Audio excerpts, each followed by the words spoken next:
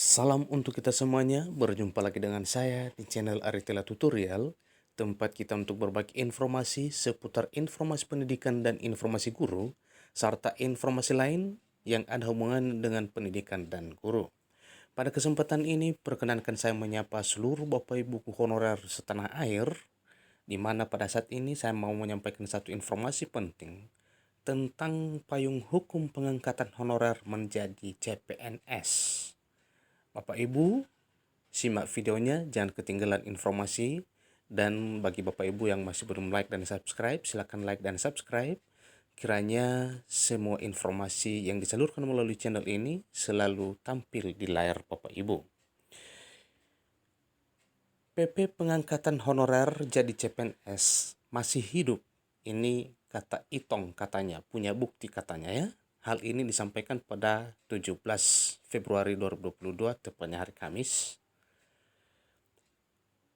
Ketua Umum DPP Forum Honorer Tenaga Teknis Administrasi Kategori 2 FHTTA K2 Indonesia Rianto Agung Subekti menyebutkan peraturan pemerintah atau PP nomor 56 tahun 2012 masih berlaku. PP tentang pengangkatan CPNS bagi honorer K2 itu sampai sekarang masih digunakan pemerintah. Meskipun sudah ada Undang-Undang Nomor 5 Tahun 2014 tentang Aparatur Sipil Negara atau ASN. Tetapi PP 56 Tahun 2012 masih berlaku. Siapa bilang PP 56 Tahun 2012 sudah mati? PP itu masih hidup dan digunakan pemerintah untuk mengangkat CPNS yang usianya di atas 35 tahun. Ini kata Itong kepada JPNN pada hari Kamis 17 Februari 2022. Salah satu bukti bahwa PP 56 2012 itu masih hidup adalah pengangkatan guru bantu di DKI Jakarta. Mereka, kata Itong Sapan Akrab Rianto, diangkat menjadi CPNS pada 2015 melalui PP 56 tahun 2012. Pengangkatan tersebut sempat mencuat tetapi kemudian tiba-tiba lenyap. Apakah hal semacam itu bukan komoditas politik dan ajang KKN? Serunya. Itong menegaskan terbitnya PP 56 tahun 2012 ini sebenarnya untuk mengakhiri rejim honorer, sehingga manajemen PNS bisa ditata sesuai prinsip-prinsip sistem merit. Tidak dijadikan komoditas politik dan ajang KKN yang mengakibatkan rendahnya kualitas birokrasi di tanah air. Namun, faktanya hal tersebut dibuyarkan dengan bukti surat dari Kementerian Pendayagunaan Aparatur Negara dan Reformasi Birokrasi atau Kemenpan RB yang dibuat pada 20 April 2015.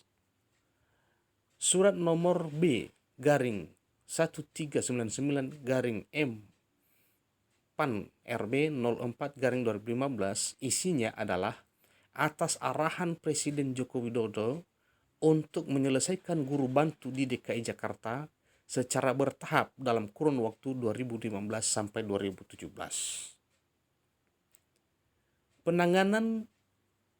Penanganannya memakai payung hukum Peraturan Pemerintah 56 2012 dan Surat Gubernur DKI kepada Menteri Pan RB nomor 2260 garing 082.71 tanggal 3 September 2014.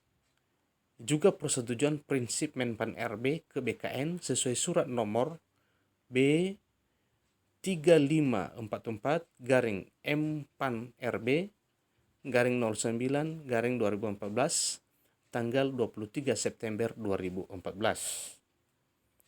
Sekarang pertanyaannya katanya, apakah guru bantu swasta DKI termasuk honorer K1 atau honorer K2 dan apa sudah tercatat di database BKN? Ini cetus Itong katanya ya. Dia menegaskan bahwa Peraturan Pemerintah Nomor 56 Tahun 2012 adalah nyata-nyata payung hukum bagi honorer K2 dan K1.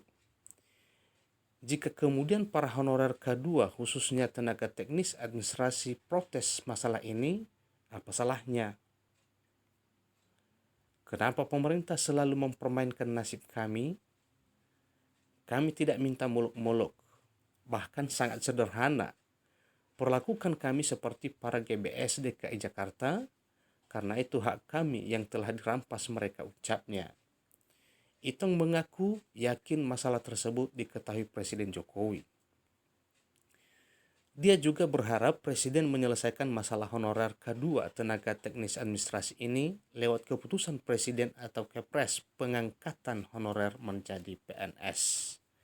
Bapak Ibu, ini adalah satu harapan para honorer K1 maupun K2, yaitu Peraturan Pemerintah Nomor 56 Tahun 2012, yang mana ini adalah payung hukum pengangkatan honorer bila masih memungkinkan untuk diangkat sesuai dengan Peraturan Pemerintah Nomor 56 Tahun 2012 ini.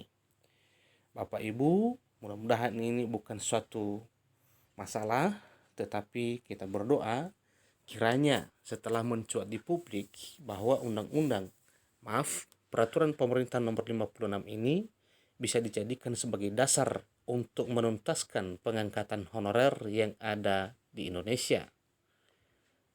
Kita berdoa kiranya hal ini bisa menjadi kenyataan dan bisa menjadi payung hukum untuk menuntaskan honorer yang ada di Indonesia. Demikian, terima kasih.